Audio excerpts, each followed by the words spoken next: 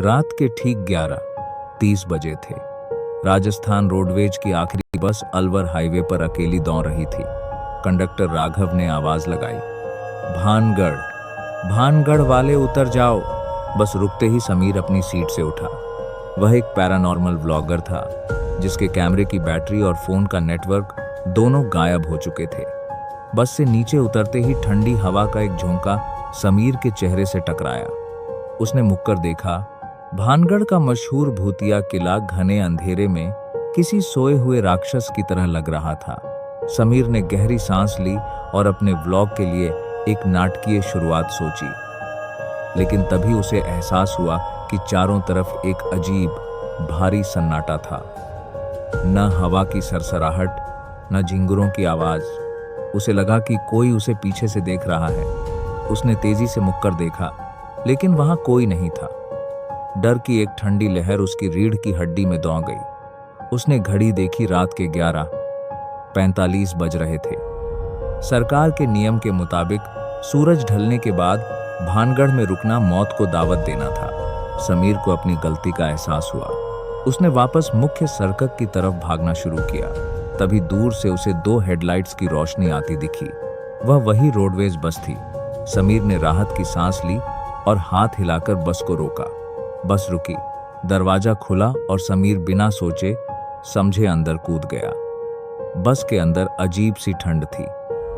समीर ने हांफते हुए अपनी सीट ढूंढी।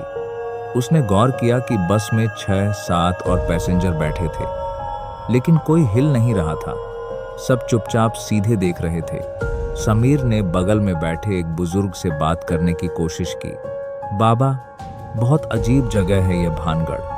लगा जैसे कोई मेरा पीछा कर रहा था। बुजुर्ग ने कोई जवाब नहीं दिया। समीर ने उनके कंधे पर हाथ रखा। स्पर्श बर्फीला ठंडा था। जैसे ही बुजुर्ग ने धीरे से अपनी गर्दन समीर की तरफ घुमाई, समीर के गले से चीख निकल गई। बुजुर्ग का चेहरा पूरी तरह से झुलसा हुआ था और उनकी आंखों की जगह सिर्फ काले गड्ढे थे। समीर डर के मारे पीछे हटा तो उसने देखा कि बस के सारे पैसेंजर्स अब उसकी तरफ मुड़ चुके थे। किसी का सिर उल्टा था तो किसी के चेहरे का मांस गायब था। ड्राइवर ने पीछे मुड़ कर देखा। उसका चेहरा भी कंकाल जैसा था। उसने डरावनी हंसी हंसते हुए कहा, साहब, भानगढ़ से बाहर जाने वाली बस कभी भानगढ़ से बाहर नहीं जाती। समीर ने घबराकर खिड़की से बाहर देखा। बस साइकिल पर नहीं बल्कि भानगढ़ किले के मुख्य दरवाजे के अंदर की तरफ जा रही थी। अचानक बस का एक्सीडेंट हुआ और एक जोरदार धमाका हुआ। अगली सुबह भानगढ़ किले के बाहर पुलिस की गाड़ियां खड़ी थीं। स्थानीय लोग इकट्ठा थे। पुलिस को मलबे में एक बहुत पुरानी जंग लगी हुई बस मिली जो 30 साल पहले इसी रास्ते पर खाई में गिरी थी। मलबे के अंदर पुलिस को एक नया डिजिटल कैमरा और एक लाश मिली। लाश समीर की थी जो 30 साल पुराने कंकालों के बीच ड्राइवर की सीट पर बैठा हुआ था। कैमरा ऑन था और उसकी स्क्रीन पर आखिरी रिकॉर्डेड वीडियो प्ले हो रहा था जिसमें समीर मुस्कुराते हुए कह रहा था, हेलो दोस्तों,